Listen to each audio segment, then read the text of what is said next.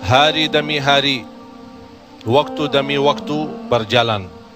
Umur kita terbatas dan semua terhitung hisabnya di sisi Allah Subhanahu wa taala. Umur kita sejak kita dilahirkan sampai akan meninggal dunia sudah semua ditentukan oleh Allah Subhanahu wa taala. Di antaranya rezeki. Malah rezeki itu salah satu rahasia Allah Subhanahu wa taala, dan Allah Subhanahu wa taala sendiri yang mengaturkan rezeki manusia. Bukan hanya rezeki manusia, bahkan seluruh makhluk Allah di muka bumi. Wa ma min dabbatin fil ardi illa 'ala Allahi rizquha. Setiap makhluk yang berjalan di muka bumi, Allah Subhanahu wa taala yang mengaturkan rezekinya. Walaupun rezeki kita sudah ditentukan oleh Allah, tapi sebagaimana kata Amirul Mukminin Umar bin Al-Khattab radhiyallahu an, inna as-samaa'a la tumtiru dhahaba. Ketahuilah langit itu tidak akan menurunkan hujan emas. Walaupun rezeki kita sudah ditentukan dan ditakdirkan oleh Allah Subhanahu wa taala, tetap kita punya kewajiban untuk berusaha. Allah Subhanahu wa taala menerangkan banyak di dalam Al-Quran, فَإِذَا قُضِيَتِ الصَّلَاةِ فَانْتَشِرُوا. Bergeraklah, berjalanlah, berikhtiarlah, berusahalah. فَانْتَشِرُوا فِي الْأَرْضِ وَابْتَغُوا مِنْ فَضْلِ اللَّهِ. Carilah karunia Allah, anugerah Allah, rizki Allah. Orang mukmin yang percaya kepada Allah dan senantiasa dia berikhtiar dan berusaha, tetap memiliki keyakinan, menggantungkan hatinya kepada Allah Subhanahu wa taala. Itu yang namanya tawakkal qalbu. Bukan hanya tawakal usaha, bukan hanya kita percaya kepada kemampuan diri kita atau kita percaya kepada kecerdasan kita, tapi tetap kita senantiasa memohon pertolongan Allah Subhanahu wa taala. Dan segala amalan itu tergantung niat. Innamal a'malu binniyat wa innama likulli imri'in ma nawa. Kita punya amal, tapi sebelum kita beramal, sebelum kita berusaha, sebelum kita berikhtiar, tolong Bapak Ibu jangan lupa nawaitu. Saat kita mencari nafkah dan rezeki, nawaitu dia untuk apa? Jadikan rezeki itu adalah jembatan yang membawa kita mendapatkan ridha Allah, jembatan membawa kita masuk surga Allah. Itulah nawaitu. Hal-hal kecil dengan nawaitu bisa menjadi besar di sisi Allah Subhanahu wa taala. Ada orang nawaitu dia mencari nafkah dan rezeki, begitu dia mendapatkan rezekinya, dia nawaitu untuk memenuhi hak-haknya, kewajibannya terhadap istrinya, kewajiban terhadap anaknya. Sampai Rasul bersabda, sampai seorang suami suapin istrinya diberikan pahala sedekah.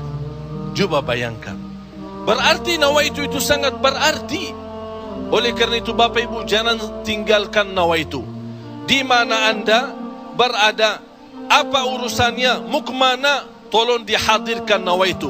Karena dengan niat, disitulah akan kita sama-sama mendapatkan petunjuk Allah Subhanahu wa ta'ala. Semoga senantiasa kita dalam ikhtiar dan usaha kita, selalu kita menambah keyakinan dan kepercayaan kita kepada Allah Subhanahu wa ta'ala.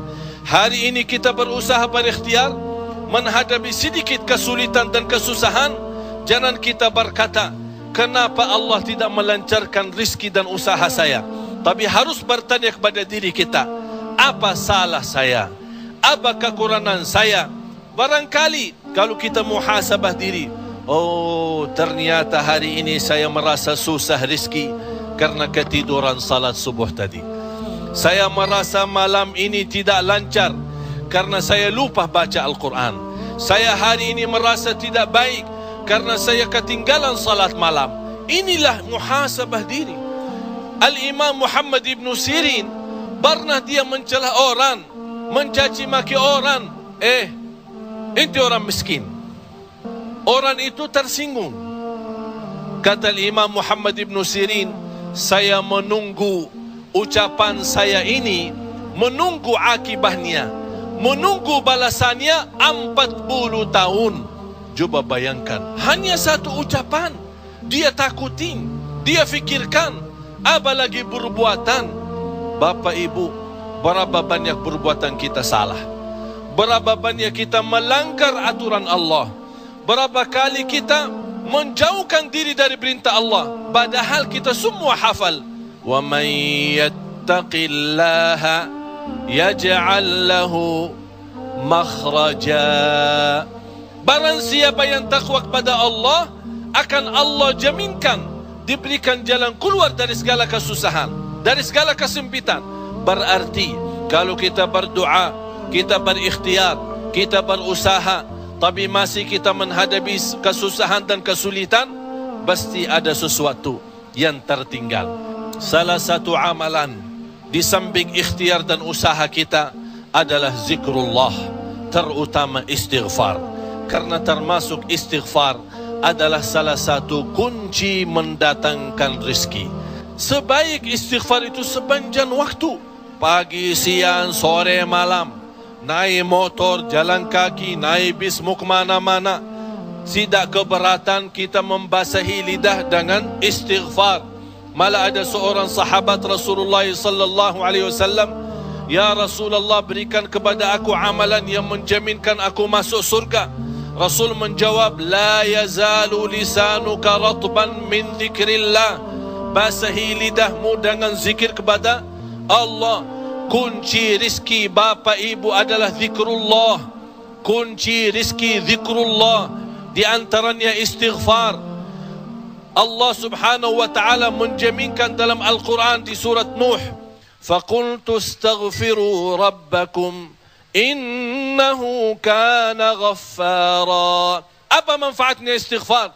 Yursilis samaa alaikum midrara wa yumdidukum bi amwalin wa banin wa yaj'al lakum jannatin wa yaj'al lakum anhara. Dengan istighfar terjamin keturunan. Dengan istighfar kemudahan rezeki. Dengan istighfar kelancaran usaha. Dengan istighfar kesembuhan dari penyakit. Dengan istighfar banyak kemudahan dan kemuliaan yang kita dapat. Kalau memang ingin ditambah rezeki kita, kalau belum sempat haji, kita ingin berhaji. Kalau kita sudah haji, ingin Allah menambah kita bisa haji lagi. La in syakartum lazim. Jadilah hamba yang bersyukur, karena nikmat Allah memang Bapak Ibu tidak bisa terhitung. Nikmat Allah begitu banyak di setiap waktu dan setiap saat, lahir dan batin.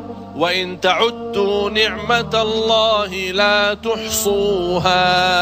Oleh karena itu, jangan anda menjadi orang-orang yang mengkufri nikmat, tapi jadilah senantiasa mensyukuri nikmat. InsyaAllah dengan syukuri nikmat dan sabar menghadapi ujian dan cobaan, kita bisa menjadi hamba yang diridai Allah. Kalau Allah sudah ridha kepada kita, InsyaAllah segala amal ibadah kita akan diterima, dan segala usaha dan ikhtiar kita akan dipermudahkan oleh Allah Subhanahu wa taala. Bapak Ibu, yang terakhir, tidak boleh kita lupa doa. Rasul kita sallallahu alaihi wasallam selalu berdoa kepada Allah Subhanahu wa taala. Padahal dia Rasul, terjamin pertolongan Allah. Senjata orang mukmin adalah doa, dan pintu langit bisa dibuka dengan doa, dan doa itu kapan saja dan bisa sampai kepada Allah tanpa waktu dan tanpa batas. Selama kita masih berdoa kepada Allah, selama masih kita memohon kepada Allah, Allah akan senantiasa mendengar doa kita.